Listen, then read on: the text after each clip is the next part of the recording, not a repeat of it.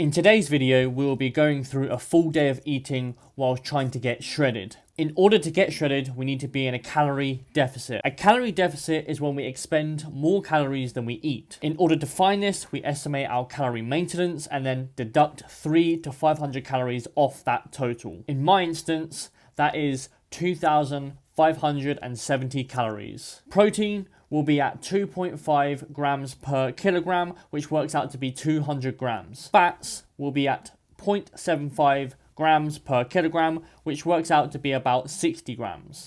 The rest will come from carbs. So yeah, here's a typical day of me eating to a sum of 2,570 calories. First, we start our day with a cup of coffee. Colombian coffee, to be precise. I like my coffee like I like my women. Short and strong. After this, we take a stroll to breathe in the natural air that is life. Nice. Then, we work for a bit. This is me working for a bit. Then, it's time for meal one. Meal one consists of milk and a whey shake. Shake well for ultimate smoothness. We don't want a lumpy shake now, do we? No. That's right. We have this cinnamon cereal flavour. It kind of tastes like cinnamon grahams. Kinda. They kind of nailed it. Macros for this meal are 10.5 grams of carbs, 5.3 grams of fat, 40.9 grams of protein. For meal 2, we have a high quality protein bar. Why is it classed as a high quality protein bar, I hear you ask? Because it tastes good. Because it tastes good. You'll notice in the first 2 meals I keep carbs low. I tend to find if I have carbs in the morning, I feel a little bit pigro. Pigro, translated from Italian, is sluggish. Pigro. I'm really milking that Rosetta Stone subscription, aren't I? Macros for this meal are 21 grams of carbs, 5.1 grams of fat, and 20 grams of protein. A couple of hours later, and it's time for meal 3, because you're hungry again, aren't you? Yeah. Yeah, I thought so. This will be my pre-workout meal, so this is where I hit a lot of my carbohydrates. So in this meal, we have rice, a squares bar, and chicken, a bit of sriracha, which I'll probably complain about because it's too spicy, and a touch of Frenchie's mustard. Not French, Frenchie's. This meal is consumed typically 1.5 hours pre-workout. And the macros for this meal are 77.8 grams of carbs, 7.1 grams of fat, 45.5 grams of protein. And now it's time to work out. Hey, I thought I would split this vlog up nicely by basically putting a question box on Instagram and having a few of you guys ask me questions, and I will just basically go through a few of your questions. So, without further ado, we're just going to get straight into the first question. So, worst advice you've ever given someone? I would say take BCAAs. I think that's like the worst piece of advice I've ever given someone, or given my clients, or just, the general population in general. Although like back in the day when all of this advice was going around, it was like the norm. So it wasn't like I was the only one giving this advice. It was the norm. We didn't have any of the studies we do have now. It's not that BCAAs are pointless, because they do still kind of work. However, if you're going to spend like 30 quid on something that's really not going to work that much, again, it is going to work, but just really kind of marginally. You're probably better off with an EAA. And in a couple of years, I actually predict that EAAs are going to have similar studies come out. So basically, they're going to be as pointless as BCAAs. I think that we're basically just going to go into like the clear whey, having whey intra-workout instead of the EAAs. I think that's going to be the new thing. But so yeah, I would definitely say something like take BCAAs. That's probably the worst piece of advice I've ever given someone or my clients, for sure. But again, we all make mistakes. Otherwise, we don't learn. So, how much of a percentage do supplements have? Okay, so I would say if I had to give a percentage on it, I would say it'd probably be like sub 5%. I think. Or probably even like lower than that, to be honest. I think people play a lot, like a big, or people think that supplements play a massive role in kind of hypertrophy, or body composition changes or fat loss, but yeah, they really play like a really marginal role. I mean, don't get me wrong, if you have all your kind of ducks in a row, you're sleeping, you're recovering well, you're training well, your hydration is fine, your stress is managed, then like supplements can play a bigger role. Because you can obviously notice everything, notice every variable. With some supplements, you won't even notice the effects because you haven't even kind of masked, you haven't even kind of addressed the situation that's going on. So yeah, I would definitely say like sub 5%, without a doubt.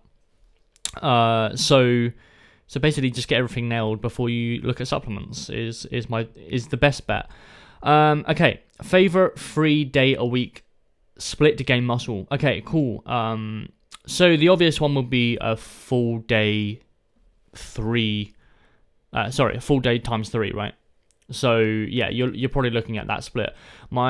A really cool one that I do like giving kind of my men's physique athletes is an upper lower upper. So basically you hit your upper twice, you hit your lower once, because obviously we're not prioritizing that because they're covered with board shorts. But yeah, that's a very cool one. The only thing with like 3 a day splits for the most part is that the session length tend to be very, very long, which means the amount of fatigue you generate each exercise, the kind of latter portion of that workout is a bit junky at times. So I would say if you can, try and have another day, try and split it up a little bit more. Like 4 is completely fine. 3 I find is just a bit too much with session length, but easily managed. I mean, if that's all you can do, that's cool. Obviously that's better than nothing, but I think in an ideal world, probably like 4 and above is where most people should sit. But again, that's not saying you can't grow muscle in the 3 day a week splits. You absolutely can. It's just if we're looking at like trying to get the best results, then I would say like a 4 and above day split, or 4 day split. Anyway, you can pick one movement for each muscle group. What you got? Oh, interesting. Oh, I like this question. Okay, so I'll definitely pick movements with a high raw stimulus magnitude. So basically high stimulus, and I just wouldn't worry about fatigue that much. So I'm not really going to pick movements that I'm going to be overly worried about picking up fatigue with, because I'm just going to generate a lot of stimulus. So, we'll do like neck down. So we'll do shoulders at the start. So shoulders, I'll definitely do a shoulder press. I just think they're a pretty cool movement. Back, I would do a bent over row. Barbell bent over row. That kind of attacks the lats as well, so that's all cool. I would do a chest. I would do like an incline bench, 100%. Biceps, I would do an incline cable curl. So I have the bench at an incline angle. That's really cool. I'm actually doing it in my home gym at the minute, and it's absolutely fantastic. Triceps, I would do dips. I love dips so much. I actually miss them so much. Quads, I would do barbell squat. Yeah, I would do barbell squat. Maybe like a heel elevated barbell squat. And then hamstrings, I would do a barbell RDL 100%. And then calf raises, I'll do like a donkey calf raise of some sort.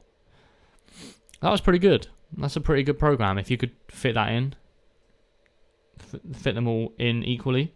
I wouldn't do them in the same session, but yeah, anyway. Okay.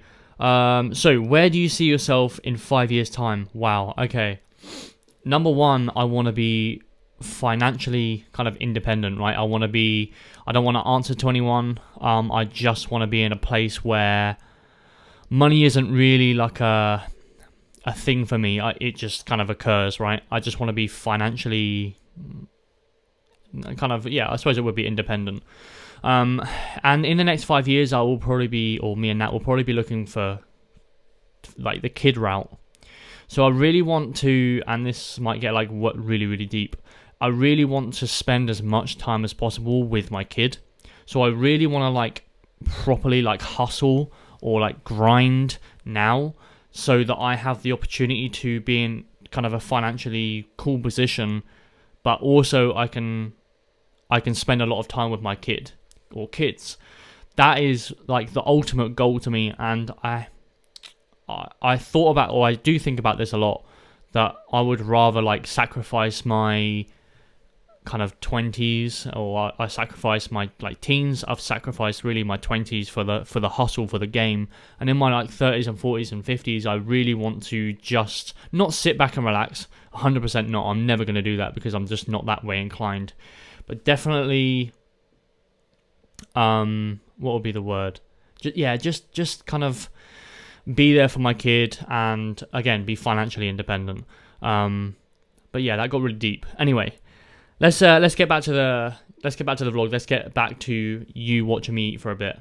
I hope you enjoyed this segment. Welcome back. Here's meal 4. It was mince, veg, and rice. A little bit of salad as well. Typically known as a naked burrito. I know. How raunchy. Topped with the MJ of sauces. S&M. That's sriracha and mustard, by the way. The other S&M is a completely different vlog. And the macros for this meal are 131.5 grams of carbohydrates, 16.7 grams of fat, and 49.1 grams of protein. A couple of hours later, and we have the post workout meal, meal 5. This will consist of honey monster puffs, a squares bar, a little milk chocolate bunny, the best, whey, and milk.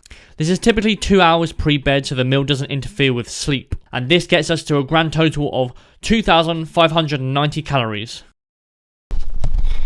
Hey, if you enjoyed the start of that vlog, I do have other very similar vlogs that I've basically put together a nice little playlist so you can see this wonderful face over there. If you choose not to, I hope you're all well, and I'll see you in the next vlog.